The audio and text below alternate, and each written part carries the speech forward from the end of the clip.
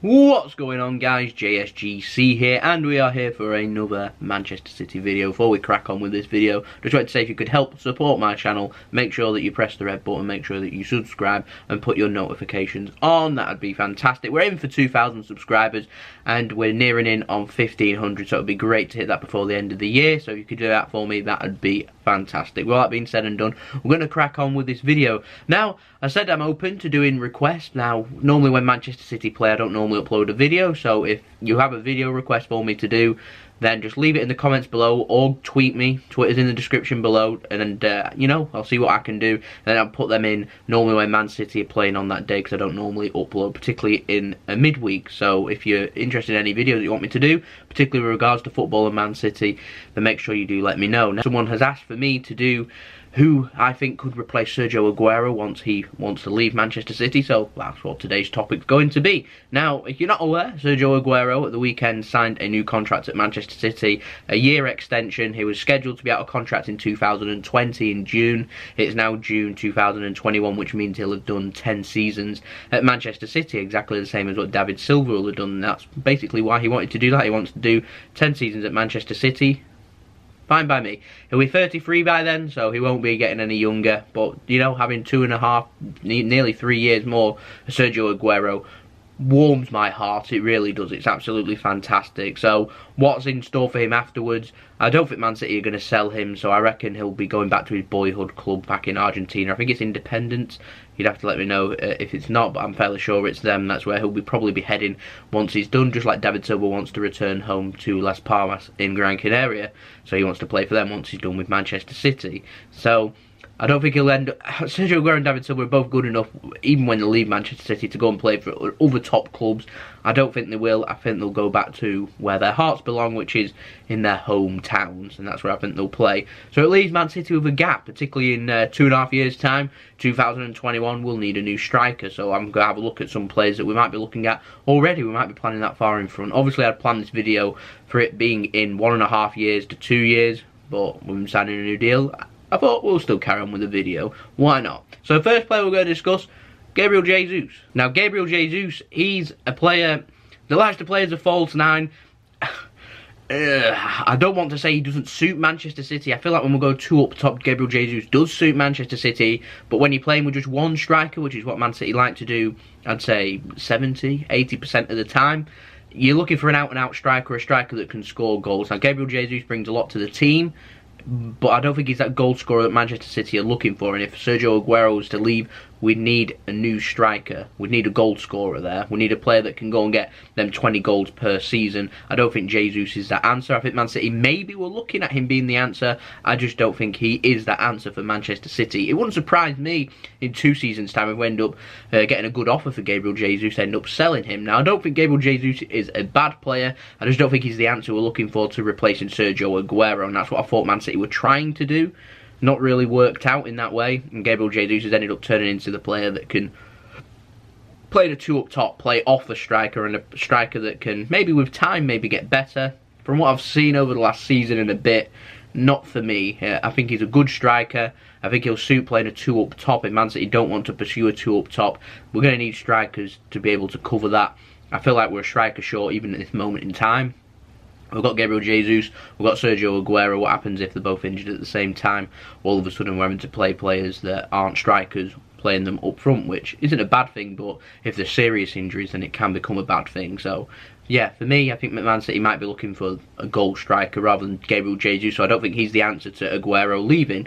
So I've drawn up a list of other players that I thought they might be an answer. First player I want to discuss, and it's quite a liked one, is Aguero's other Argentinian player, Paulo Dybala. Now, he plays for Juventus at this moment in time. I don't think he'll be at Juventus in 3 seasons' time, so I don't think he'll be coming to Manchester City unless we end up selling Aguero for whatever reason, or Gabriel Jesus ends up leaving because we want to sell him because we've got a good offer. But Dybala is one option if he's still at Juventus. I'd imagine if he moves to a new club and he settles in, then that's just a no-go. I think he's a very good striker. He reminds me a lot of Aguero in his younger days. He's a player that likes to, kind of like Jesus, play deeper in the role, look for things to happen. He likes to have a striker ahead of him. Now, Manchester City don't tend to play with like attacking midfielders playing directly behind the striker. They like to roam around the middle as playmakers, so I'm not too sure Dybala would suit the system at the moment. We'd have to change our system to suit him, if you get what I mean, but he is an option. Now next up, I've drawn up is Harry Kane, a very complete striker, a striker that when he gets going scores a lot of goals. He's a good finisher, he likes to shoot outside the box. We all know what Harry Kane can do, and I feel like if he has the service as what Manchester City can provide, he flourishes under players like Christian Eriksen. So imagine if having players like Sterling, Sane, David Silva, Bernardo Silva, etc, etc, Mahrez as well playing around him, he'd flourish and he'd end up going to that next level. I just personally don't think he'll go to Man City. I'm not too sure how long he'll be at Spurs. Relations between Man City and Spurs are a bit rough at the moment from Wembley. Obviously that might ease off in the next 2.5 years once Aguero leaves, but Harry Kane will be 3 years more experienced, and it wouldn't surprise me to see if Harry Kane leaves, ends up going either to Manchester United or even end up going abroad. He's a very good striker, but an option for Man City to consider if he's still at Spurs. I just don't think he will. Now next up, another player, and I think this is quite a logical one here, is Mauro Icardi of Inter Milan. A very complete striker, a younger Argentinian. He reminds me a lot of Sergio Aguero. He knows where the goal is and he knows how to score goals, and he'd be a good option for Manchester City to go for. Again, he's just like the other players. They always run the risk every window of them leaving, so you don't know what the options are going to be. I personally feel like he's on an ish level to what Sergio Aguero is, and he'd be able to score goals for Manchester City. He had a fantastic season with Inter Milan last season. I feel like he could be a good option for Manchester City. Now, he'd be like a player that's going into his prime rather than a younger player, which I think is a good thing in my opinion. Man City like to sign a lot of younger players. When you're looking for a goal scorer and you're looking for players to hit the ground running, sometimes going for younger but experienced strikers is a good way to go, and I think he'd fit the bill. And if he was an option for Manchester City to sign, and I imagine he'd come with a massive fee, all these strikers are going to come with massive fees, then he would be an option. And the other option could be someone a little bit different. We could be looking at someone, not saying it could be Antoine Griezmann, but someone of similar level. A player that likes to play in that attacking midfield role. He reminds me a lot of Gabriel Jesus, only quicker, hungrier and a better finisher. Antoine Griezmann does. He likes to play behind the striker again. He likes to have the roaming round in the midfield. He's a good striker to be able to work it from deep. It reminds me a lot of Harry Kane in a way, where he likes to shoot from outside the box, but he's so quick, he gets into good positions, he knows where the goal is. We've seen what he can do for France, we've seen what he can do for Atletico Madrid too. He'd be an option for Manchester City. Again, he's not getting any younger in 3 years' time. I don't think he'll be an option for Man City, but something of similar calibre. You never know who's going to rise in the next 3 years, and that brings me on to my next option, which is someone that might be relatively unheard of right now. In 2-3 seasons' time, you never know what's going to happen.